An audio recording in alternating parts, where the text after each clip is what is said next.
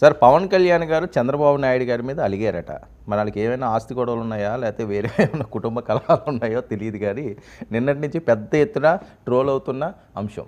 ఈయన ట్రై చేసిన deputy CM గారు ఆయనకు అందుబాటులోకి రాలేదట. ఇది నాదెండ్ల మనోహర్ గారితో ఆయన అన్నారట చంద్రబాబు నాయుడు గారు. ఏంటి డిప్యూటీ గారు ఎక్కడ అందుబాటులోకి రావట్లేదు ఏంటి అని. మరి ఆయన ఏం చెప్పారో ఏంటో మరి వాళ్ళకే తెలియాలి. అసలు ఏంటి సార్ ఈ ఈ ప్రచారాలు ఏంటి? అంటే ఇప్పుడు అట్టా అంటే దానికి నేనేమి చెప్పలేను. అంటే నిజంగా ఆయన పవన్ కళ్యాణ్ అడిగాడా, చంద్రబాబు నాయుడు ట్రై చేస్తే దొరకలేదా, ఇవన్నీ దొరకకుండా ఎక్కడికి పోతారు, ఎంతకాలం పోతారు, అవును అడిగినా కూడా ఎంత దూరం పోతారు. సో అప్పుడు ఆయన ఇతర రాష్ట్రాల పర్యటనలో ఉన్నారని మాత్రం మనం మీడియాలో చదివాము. అవును. అయితే ఒక డైమెన్షన్ మాత్రం అన్ఈజీనెస్ అయితే టీడీపీ జనసేన మధ్య పెరుగుతోంది. ఈ అన్ఈజీనెస్కు అనేక కారణాలు ఉన్నాయి. ఇటీవల కారణం ఏంటంటే మీకు ఈ ఉప ముఖ్యమంత్రి గోలా, ఉప ముఖ్యమంత్రిగా లోకేష్ ఇవ్వాలి అనే దశ నుంచి మొదలై అసలు ముఖ్యమంత్రి ఇవ్వాలి అనే దశ దాకా వెళ్ళింది. ఒక మీకు పార్టీ ఒకే పార్టీ అధికారంలో ఉన్నప్పుడు వారి ఇష్టం, ఆ పార్టీ నాయకులు, ఆ పార్టీ అగ్రనాయకుడు ఎవరితోనైనా చర్చిస్తాడా చర్చించడా తర్వాత సంగతి. కానీ నీవు ఒక కూటమిగా ఉన్నప్పుడు తెలుగుదేశానికి నెంబర్స్ ఉండొచ్చు, తెలుగుదేశం నాయకుడే ముఖ్యమంత్రి కావచ్చు, తెలుగుదేశానికి ఆ హక్కు ఉంది. కానీ వాట్ డిమాండ్స్ ఈజ్ మిత్రపక్షాలు కూటమి పక్షాలతో చర్చ సంప్రదింపులు ఉంటారు. ఎందుకంటే చంద్రబాబు నాయుడు ఇప్పుడు ఉదాహరణకు టీడీపీకి నాయకుడు కాదు, కూటమికి నాయకుడు. రేపు లోకేష్ ముఖ్యమంత్రి చేయాలనుకున్నా ఆయన టీడీపీ శాసనసభాపక్ష నేతే కాదు, ఎన్డీఏ శాసనసభాపక్ష నేత. అందువల్ల మిత్రపక్షాలతో సంప్రదించకుండా తెలుగుదేశం వర్గాల నుంచి ఈ డిమాండ్లు వస్తున్నా మరి వాటిని వారించడంలో హైకమాండ్ చూపెట్టాల్సినంత అప్రమత్త చూపెట్టలే. ఏదో ఒక మాట మీరు అలా మాట్లాడకూడదు అని అన్నట్లుగా వార్తలు, అనుకూల మీడియాలో వార్తలు రాయించుకోవడం తప్ప కాంక్రీట్గా ఎవరిని వారించలే. సీనియర్ నాయకులు మంత్రులు కూడా వ్యాఖ్యానించడం మొదలయ్యాయి. సహజంగానే ఇది రాంగ్ మెసేజ్ జన సైనికులకు వెళ్ళింది. అంటే టీడీపీ నాయకత్వం కావాలనే ఈ రకమైన చర్చను ప్రోత్సహిస్తుంది. బుచ్చయ్య చౌదరి లాంటి వాళ్ళు స్పష్టత ఇచ్చిన ఆయన is not the authorised person. ఆయన ముఖ్యమంత్రి పదవి సీటు ఖాళీ లేదు, అండర్స్టాండింగ్ అగ్రిమెంట్ ప్రకారం పవన్ కళ్యాణ్ ఉప ముఖ్యమంత్రి, అసలు ఈ డిబేటులో మీనింగ్ లేదు అని బుచ్చయ్య చౌదరి వివరణ ఇచ్చారు. కానీ ఆ మాట అనాల్సింది వాస్తవంగా లోకేష్ అనాలి. అసలు ఎవరు చెప్పారండి ఈ చర్చ?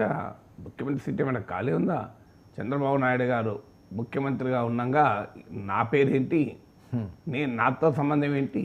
అయినా ఉప ముఖ్యమంత్రి మాకు పవన్ కళ్యాణ్ ఉన్నారు, ఆ సీటు కూడా ఖాళీ లేదు కదా. CM seat deputy CM seat ఖాళీ లేనప్పుడు లోకేష్ డిప్యూటీ సీఎం అనే చర్చ ఎక్కడిది అని అనాలి. ఎక్కడా లోకేష్ నుంచి ఆ రకమైన స్పష్టీకరణ రాలే.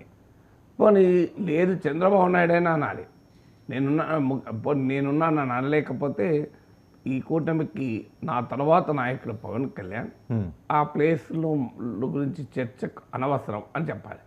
లేదా తెలుగుదేశం చెప్పాలి కదా. ఎవరి నుంచి రాలేదు, హైకమాండ్ సంబంధం లేకుండా హైకమాండ్ ఇండైరెక్ట్గా వారికి ఇండికేషన్ ఇవ్వకుండా మాట్లాడగలుగుతారా అనే క్వశ్చన్ వదిలేదు. ఇది జనసేన శ్రేణుల్లోనే ఒక రాంగ్ సెంటిమెంట్ సిగ్నల్ పోయింది. బహుశా పవన్ కళ్యాణ్ కూడా అండర్స్ట్ ఫీల్ అయి ఉంటాడు. ఎందుకంటే ఈ కూటమి ఏర్పడినప్పుడు నా అవగాహన ఏంటి, చంద్రబాబు నాయుడు నాయకుడు, పవన్ కళ్యాణ్ ఉపనాయకుడు. ఇప్పుడు లోకేష్ అనే చర్చ ఎందుకు వచ్చింది? తెలుగుదేశం పార్టీ ఒకే క్రియాశీలకంగా చంద్రబాబు నాయుడు లేని సమయంలో ఈ కూటమికి తెలుగుదేశం పార్టీకి మాకు నాయకుడు కావాలి కదా అని టీడీపీ శ్రేణులు అనుకుంటున్నాయి. దానికి పరిష్కారంగా తెలుగుదేశం అధ్యక్షుడు చేయొచ్చు, మొత్తం పార్టీ మొత్తం లోకేష్ చేతిలో పెట్టచ్చు. పార్టీని ఆయన నడిపితే అధికార కూటమికి నాయకత్వం వేస్తున్న పార్టీ నాయకుడు సహజంగానే రాజకీయంగా స్టేచర్ ఎక్కువైపోతుంది కదా. కానీ ఈ మంత్రివర్గంలో ఉప ముఖ్యమంత్రి ముఖ్యమంత్రి అనే చర్చ రావడం అనేది డెఫినెట్గా అది పవన్ కళ్యాణ్ పొలిటికల్ ఎస్టీమ్ను, పొలిటికల్ స్టేచర్ను, పొలిటికల్ ప్రెస్టేజ్ను డాంపెన్ చేసి తగ్గిస్తుంది. ఇది మొదటి కారణం.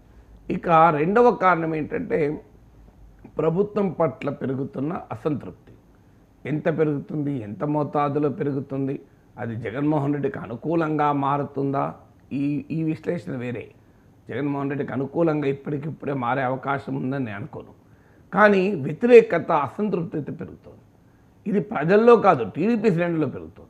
మీరు ఎవరైనా టీడీపీ వాళ్ళని అడగండి, వాళ్ళ అందులో జనసేన శ్రేణులు ఇంకెక్కువ పెరుగుతుంది. కారణం ఏంటి అంటే చర్చలు జరుగుతున్నాయి, ఇన్నోవేటివ్గా ఉండాలి, అట్లుండాలి, ఇట్లుండాలి. మన చంద్రబాబు నాయుడు అంటున్నాడు, ఫైనాన్షియల్గా సంబంధం లేకుండా సొల్యూషన్లు వెతకాలి కలెక్టర్లు, పబ్లిక్ ప్రైవేట్ పార్ట్నర్షిప్లు ఆలోచించాలి, కేంద్రం నుంచి నిధులు ఆలోచించాలి, ఇవన్నీ అంటున్నారు. కానీ గ్రౌండ్ లెవెల్లో ఇప్పటికీ సూపర్ 6 అమలు కాలే, అమలు చేయగలిగే పరిస్థితి కూడా లేదు. అమలు చేయకుండా ఉండటానికి జస్టిఫికేషన్లు సూపర్ 6 అమలు సాధ్యం కాదని తెలిసే హామీలు ఇచ్చారు. ఈ మాట మొదలు ఎన్నికలకు ముందే అనాలి కదా, ఎందుకు ఇచ్చావయ్యా ఈ హామీ అని. అప్పుడు అన్నారో లేదో నాకు తెలియదు. కానీ ఇప్పుడు అనడం వల్ల సహజంగానే ఇది ఒక గ్రౌండ్ ప్రిపేర్ అవుతుందా అనే క్వశ్చన్ వస్తుంది. సూపర్ 6 అమలు చేయగలుగుతారా? ప్రాక్టికల్గా అమలు చేయలేరు. లెక్కేస్తే కనీసం 2 లక్షల బడ్జెట్, 2,30,000 కోట్లు అనుకుంటాను రాష్ట్ర బడ్జెట్. అంతకన్నా ఎక్కువ కావాలి నిధులు, అంతకన్నా ఎక్కువ కావాలి. మరి ఏ రకంగా తీసుకొస్తారు ఈ డబ్బులు? సో ఇప్పటికిప్పుడు సంపద సృష్టించేది లేదు. కేంద్రము మన బడ్జెట్లో చూసాం కదా, బీహార్ పేరు 6 సార్లు పలికారు, ఆంధ్రప్రదేశ్ సార్ ఒక్క పేరు ఒక్కసారి వచ్చిందా? సో ఇలాంటి సిచ్యువేషన్లో ప్రజల నుంచి వ్యతిరేకత వస్తుంటే, ఉదాహరణకు రైతాంగంలో మొదలైంది. ఏంటిది? మాకు ఇంకా భరోసా పడలేదు. సో ఇవన్నీ ఒకటికొకటి మన జమై ప్రభుత్వం పట్ల అసంతృప్తి పెరిగితే అనివార్యంగా అది జనసేన పైన, పవన్ కళ్యాణ్ పైన కూడా రిఫ్లెక్ట్ అవుతుంది. సో దానికి జనసేన సిద్ధంగా లేదు. లాభానికి సిద్ధంగా ఉంటారు ఎవరైనా, కానీ నష్టానికి ఎందుకు సిద్ధంగా ఉంటారు? సో తమ ఖాతాలో క్రెడిట్ పడితే అంగీకరిస్తారు, డెబిట్ పడితే ఎవరు అంగీకరించారు. ఇప్పుడు మీ అకౌంట్లో అనుకోకుండా 50,000 1,00,000 పడింది అనుకోండి, మీరు టెన్షన్ పడతారా? అరే చూసుకుందాంలే ఎవరి నుంచి పడ్డదో అనుకుంటారు. అదే ₹1,00,000 డెబిట్ కనబడదు అనుకో, మీకు నిద్ర వెంటనే లేచి కూర్చొని అది ఎక్కడి నుంచి డెబిట్ అయినా చూసుకుంటారు. సో క్రెడిట్ అనేది రెడీ ఉంటారు ఎవరైనా, డెబిట్ రెడీ ఉండదు. అందువల్ల ఇది రెండవ ఫ్యాక్టర్. మూడవ ఫ్యాక్టర్ ఏంటంటే స్థానికంగా జనసేన బలంగా, జనసేన ఎమ్మెల్యేలుగా ఉన్న చోట కూడా టీడీపీకి వేళ్ళూనుకున్న నాయకులు ఉన్నారు. కూటమిలో భాగంగా, పొత్తులో భాగంగా జనసేనకి ఇవ్వచ్చు, కానీ టీడీపీకి బలమైనటువంటి నాయకత్వం ఉంది. ఆ బలమైన నాయకత్వాన్ని కాదని పార్టీ పొత్తు ధర్మంలో భాగంగా మీకు జనసేనకి ఇచ్చారు. అలాగే అక్కడ టీడీపీ నాయకుల పెత్తనం ఉంటుంది, జనసేన ఎమ్మెల్యేపీ నాయకుల పెత్తనం ఉంటుంది, అవకాశం ఉంటుంది. సో అందువల్ల ఇది దిగువ స్థాయిలో జనసేన కార్యకర్తల్లో చర్చ మొదలైంది, అసహనం మొదలైంది. పవన్ కళ్యాణ్ ఆపుతున్నాడు మన కూటమి ధర్మం అని, కానీ ప్రాక్టికల్గా ఆ ఛాలెంజ్ మొదలైంది. నాలుగో ఫ్యాక్టరు అడ్మినిస్ట్రేషను.